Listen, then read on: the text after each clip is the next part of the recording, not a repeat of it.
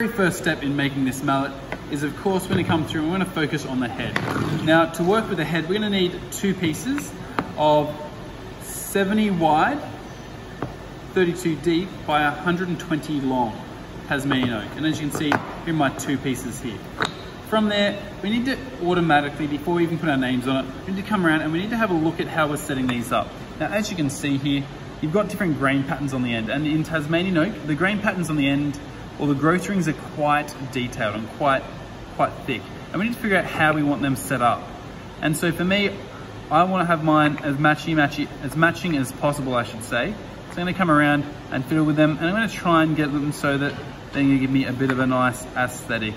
And for me, when I'm looking at that, that's pretty close and that's pretty close. I like how it's coming down on angles. So have a fiddle with yours and go from there.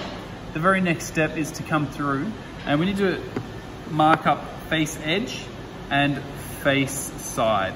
Now, we're going to want our face sides to always be pointing outwards.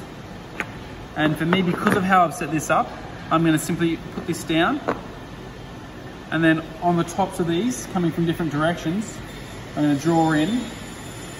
Now that represents that that's a face side, so that's going to be facing outwards. Then, because I'm going to take all my measurements from the bottom, I'm going to give myself a nice, and what it is it's a little arrow going up, and it just kind of meets up with those. And now we know that these are our outside sides, and that's the bottom there. Now what you can do is you can, of course, then come through and write your name on the top. So for me, I'm going to come right through. Boom.